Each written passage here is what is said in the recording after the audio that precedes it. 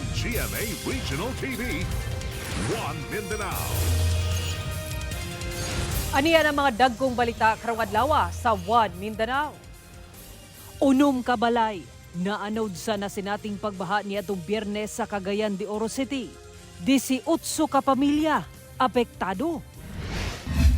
14 ka magbanay apektado sab human gibaha ang tulo ka barangay sa Tibuli South, Cotabato. Bakho nga hapit maanod sa baha sa usa ka sapa sa Makilala, Cotabato, nakuhaan og video. Lalaking nagmaniobra niini naluwas. 48 million pesos nga danyos natala sa pagkasunog sa usa ka mall sa Buhangin, Davao City. Investigasyon sa kabumberuhan nagpadayon. Replika sa Nuestro Padre Jesus Nazareno. Gidala sa pipila ka simbahan sa Davao City, una ang kapistahan sa Biyernes. Kini ang GMA Regional TV, One Mindanao. Mayong hapon, Mindanao. Ako si Sara Hilomen Velasco.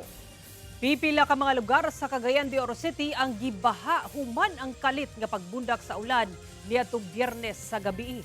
Ano ang report ni James Paulo Yap. Pasado alas 6 sa gabi adlong Biyernes, mibundak ang kusog nga ulan sa dakong bahin sa Northern Mindanao. Pipila ka mga lugar sa Cagayan de Oro City ang daling gibaha. Sa video nga kuha ni Leo Filisan, makita ang dalang Osmeña Street sa Cagayan de Oro City nga ginabaha na. Samtang nagpadayon gihapon pagtinda og gulay ang mga street vendor. Sa laing anggulo sa video, makita sab ang lagpas gutter nga kalawmon sa tubig baha sa JR Borja Street sa Cagayan de Oro City. Samtang kusog ang bundak sa ulan nga adunay dalang pagkidlat.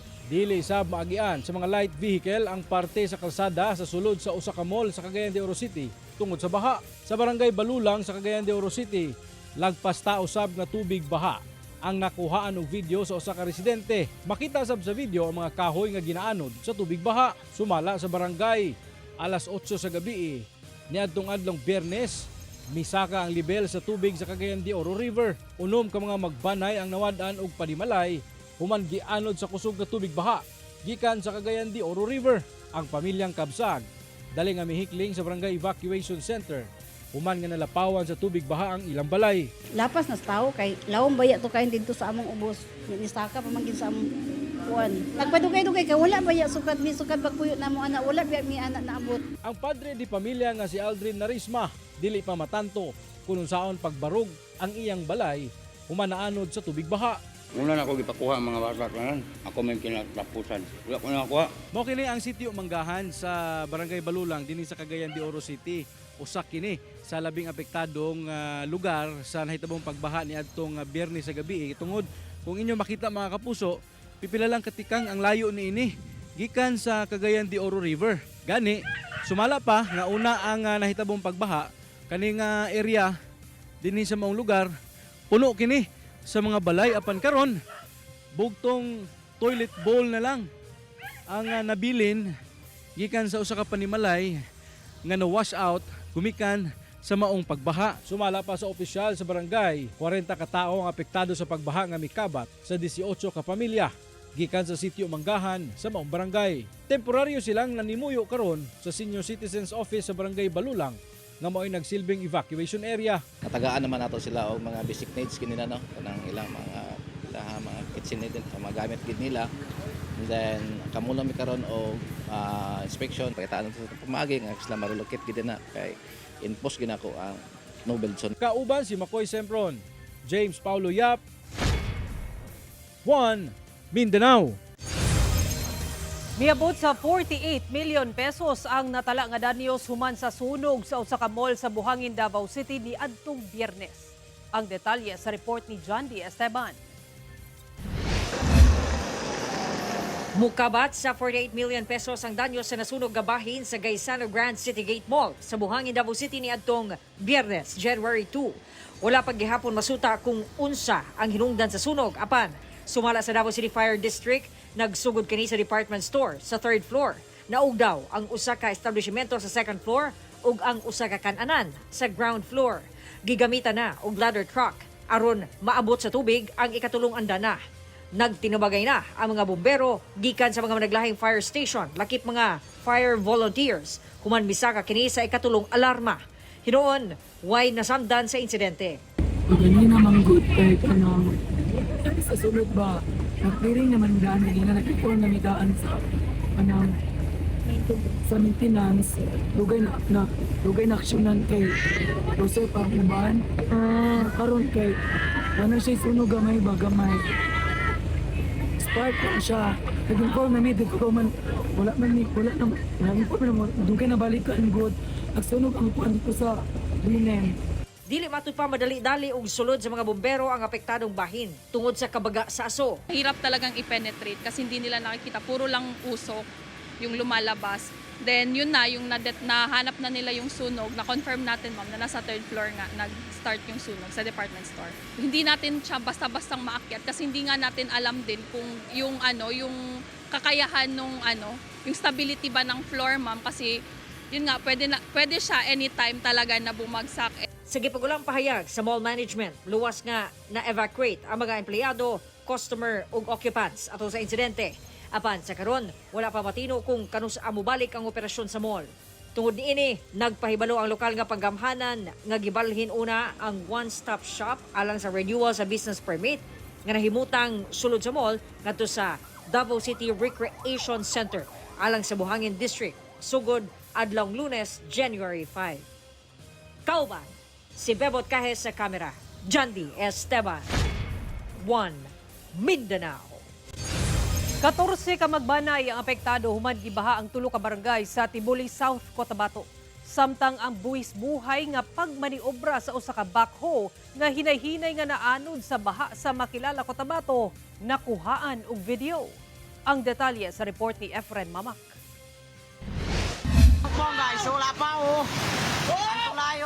Sa video nga kuha sa usa ka residente, makita ang paghagros sa baha sa usa ka sapa sa Barangay Poblasyon Tiboli South, Cotabato, gumikan sa kusog nga ulan pasado alas 4 sa hapon adlong Biyernes. Taod-taod, hinay-hinay kining midako ug milapaw na sa kalsada. Sa laing video, makita sab ang mga gapnod nga nangaanod. Gikabalakan nga nasudlan na sab og baha ang mga kabalayan nga anaa sa daplin sa mong sapa. Dunasay mga motorista ang natanggong gumikan sa paglapaw sa baha sa spillway. Sa Barangay Desawo, makita ang pipila ka kabalayan nga naguba human giagian og baha. Dunasay uban nga nasudlan na sab og tubig baha. Gumikan sa kusog nga baha naguba sab kining tulay sa maong barangay. Hinoon, gilayon kining gipailawom sa rehabilitasyon. Hinoon walay na report nga dunay angol sa itabo. Matod sa MDRRMC Tiboli, ana sa tulo ka barangay ang apektado sa maong pagbaha, ang Barangay Poblasyon, Lems Nolon ug Barangay Desawo, kung asa miabot sa 14 ka magbanay dinhi ang apektado. Ang uban niini, ilabi na kadtong naguba ang mga kabalayan ang kasamtangang nagtinirpa sa usa ka evacuation center sa maong barangay nga ginaasikaso sa LGU. Sumala pa, duol lang sa sapa ang ilang kabalayan. Doon sa tulay tapos kung sa babaw, doon sa ilang balay. Samtang sa Makilala, Cotabato. Makita sa video kini usa ka backhoe nga anaa sa tunga sa sapa nga gihinay-hinayan og maniobra padulong sa daplin sa Barangay Luna Sur pasado alas 2 sa hapon niadtong December 30 sa milabayng tuig. Kini human hinay-hinay nga nagkadako ang tubig baha sa maong sapa. Apan sa maong video, makita nga naglisod na ang driver sa pagmaneho sa maong backhoe gumikan sa nagkadako nga baha. Apan dihang daw nababag kini sa yuta nga bahin. Garatol! Daw nawad ana kini og kontrol og biaksyon og tuyok. Hangtod nga gigiyahan na kini sa mga kaubanan. Kaya na! Taod-taod napasaka na kini sa daplin. Pinuon luwas ra ang 21 anyos nga lalaking driver nga nasayrang helper sa operator. Nag-extra lang sa yan kasi nag-absent yung operator ba. Tapos pinayagan naman ng boss na mag-operate kasi marunong naman. Matod sa uploader, kinsa driver sa transit mixer sa usa ka construction company. Nagpaigayon kuno sila og construction sa mong sapa nga kabahin sa flood control project sa mong lugar. Apan diyang dunay nagpahibalo nga dunay baha, mihawa sila sa mong sapa apan gumikan sa hinay nga mudagan ang maong backhoe nabiyaan kini. Ako po ang una nakasaka kay ako po ang gitawagan una sa nga nagbaha ba. Moto dali kog saka sa babaw. Nasinay man gud mo travel ang backhoe kasi sa truck. Matud sa Pag-asa, easterlies ang nagpaulan sa Mindanao niadtong tungura. Pahimangno sa buhatan alang sa mga nagatrabaho sa mga sapa. Kung naata sa ina nga matrabaho, mas dapat aware kita no sa mga inanang sitwasyon aron malikay nato no ang risgo or kaning posibleng pagkalas no sa kinabuhi hinungdan ining pagbaha. Kauban si Gary Balantayog, Bong Vicencio, Efren Mamak. 1 Mindanao. Nagabot-abot niadtong weekend sa Davao City Overland Transport Terminal ang mga nagbakasyon sa Davao City sa Pasko ug Bagong Tuig aron mangul-ina sa ilang tagsa-tagsa ka probinsya. Ani report ni Argil Relator.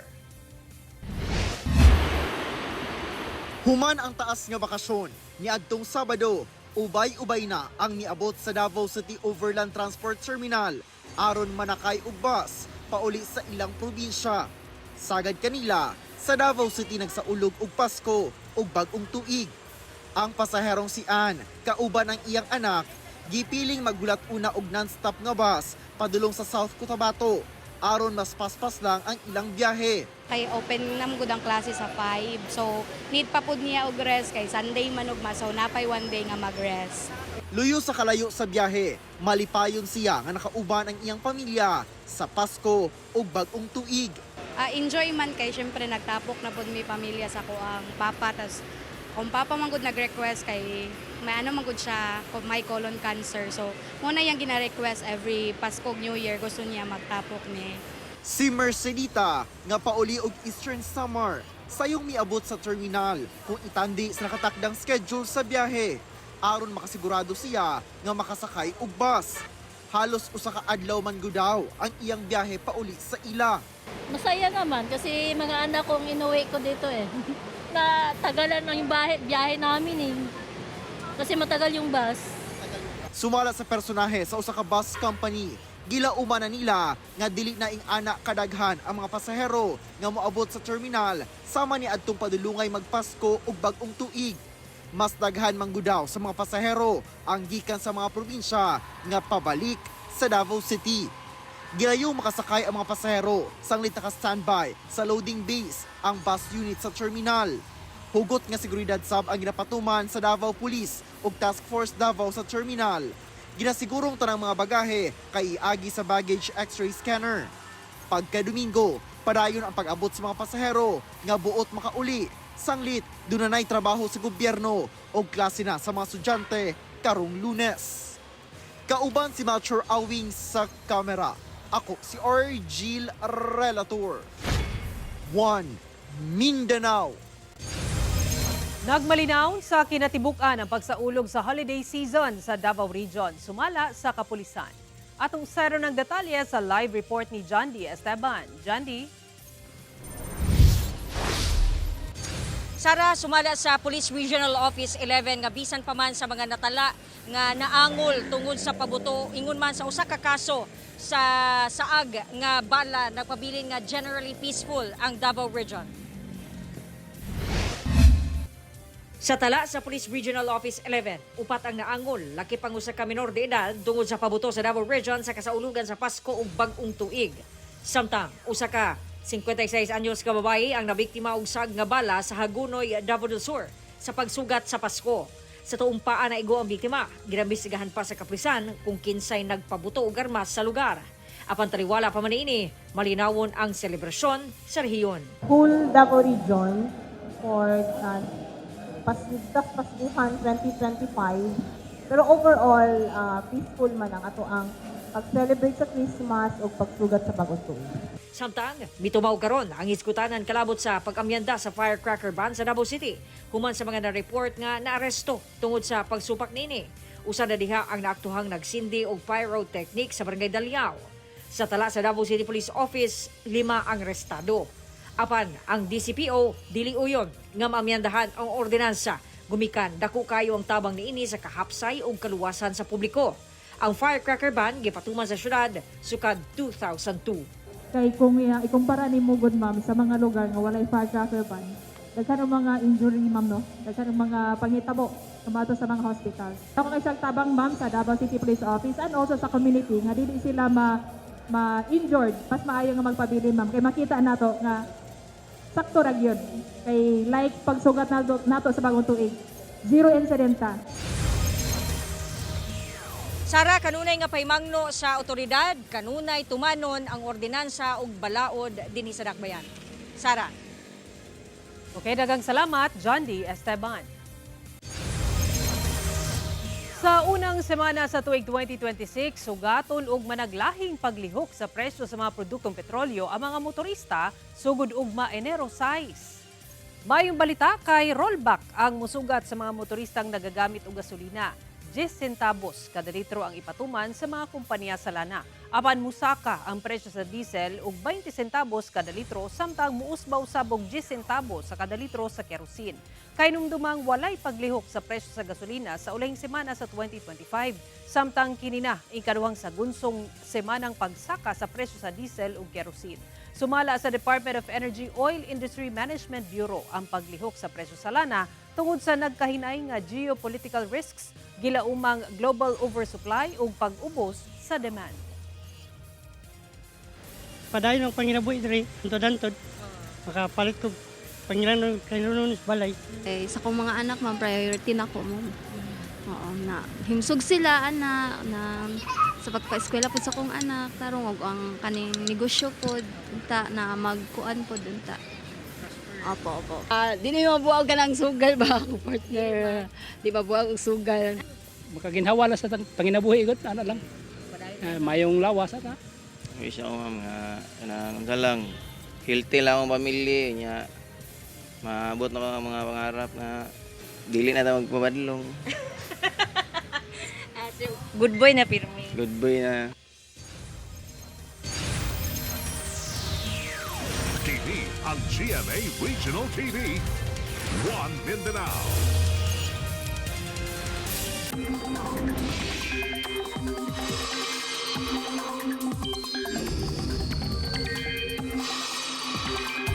Bisan walay bagyo, ulanon gihapon ng pipila ka lugar sa naso dala sa managlahing weather systems. Sumala sa pag-asa lakip diha ang bugnaw nga amihan ug shear line nga magdala og pag-ulan sa Luzon ug ang init nga easterlies nga magresulta sab sa mga pag-ulan sa Visayas ug Mindanao. Base sa datos sa Metro Weather, makasinati og mga pag-ulan sa Mindanao sama sa Sulu Archipelago, Zamboanga Peninsula, Barm ug Soxargen. Busa mag-igmat sa posibleng pagbaha o landslide.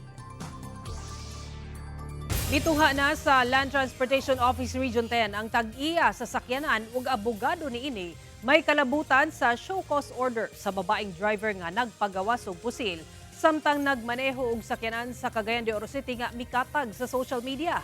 Atong sayro ng detalye niini sa live report ni James Paulo Yap. James? Yes, Sara, may atubang sa Land Transportation Office Region 10 ang lalaking tag-iya sa maong sakyanan nga pick-up truck nga nag-viral sa milabayng semana human nga nagpagula og armas ang driver niini. Apan ang babaeng driver wala mitunga. Alas 3 sa hapon dihang miabot sa buhatan sa Land Transportation Office Region 10 ang tag-iya sa pick-up truck nga gigamit sa babaeng driver kisa nagpagula og armas sa dalang Captain Vicente Roa, Corner Hayes Street niadtong December 29. Kauban ng iyang abogado, gilayong nakigpulong sila kay LTO-10 Regional Director Nelson Manaloto, kauban ang hepe sa Law Enforcement Section o Traffic Adjudication Board. Sumala sa LTO-10 nga wala pamihatag og igong rason ang tag-iya sa maong sakyanan kung nganong dili niini kauban ang driver. Gisuwayan sab sa GMA Regional TV 1 Mindanao ug kuha ang pahayag sa maong driver. Apan wala una mitugot ang iyang abogado tungod matud pa sa nagpadayong investigasyon.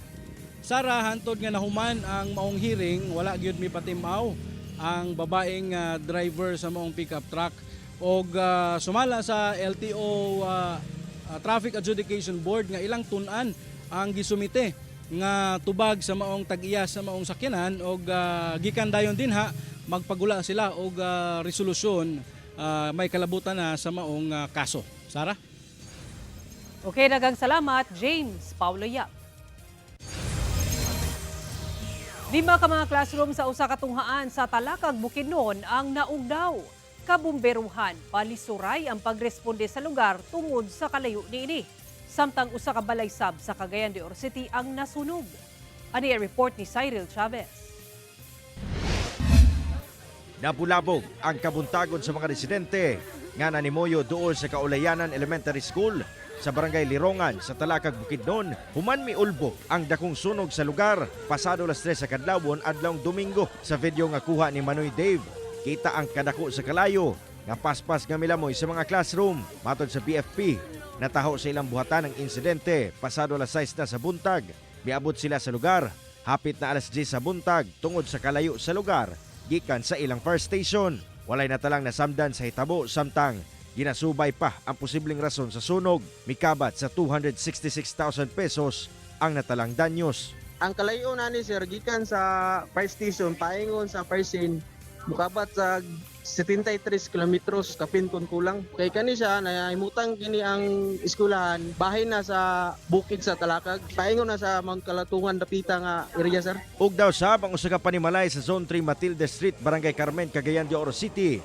Human miulbo ang sunog sa lugar pasado las 11 sa buntag adlawng Domingo. Base sa BFP, first alarm lang ang sunog ug ana sa 280,000 pesos ang danyos ni ini. Ginasubay pa nila ang tinubdan ni ini. Mao gyud na ang problema namo karon kay naglisod mi og access sa lugar kay nakita ninyo pila ka hose. Ang among gisumpay almost napulo ka hose among gisumpay kay di gyud siya ma-access sa truck. Kay sulunon kayo ang lugar ni sir. Nasayran nga walay tao ang balay diyang nasunog kini tungod tua sa iyang igsuon ang tagbalay ni adtong higayuna. Sa ako ginabalaan sa kong brother gusto nilakaw na siya. Di nagaibot gina siya sa iyang mga clients. Sa kanang mga kwan ba. Ayan na siya nilakaw. Cyril Chavez, One Mindanao. TV ang GMA Regional TV. One Mindanao. Ana karon sa San Pedro Cathedral sa Davao City ang usa sa mga replika sa Nuestro Padre Jesus Nazareno alang sa tulo ka adlaw nga pagbisita niini. Dalon sab kini sa pipila ka simbahan sa syudad una ang kapistahan karong Biyernes. Ang detalye sa report ni Argil Relator. Mainitong gidawat sa San Pedro Cathedral sa Davao City ang replika sa Nuestro Padre Jesus Nazareno alang sa tulo ka adlaw nga pagbisita niini. Gikan sa Our Lady of Peña Francia Chapel, gibiyahe ang imahen padulong sa katedral. Naghalad una og pag-ampo. Una ang pagsulod sa mismo katedral sa imahen.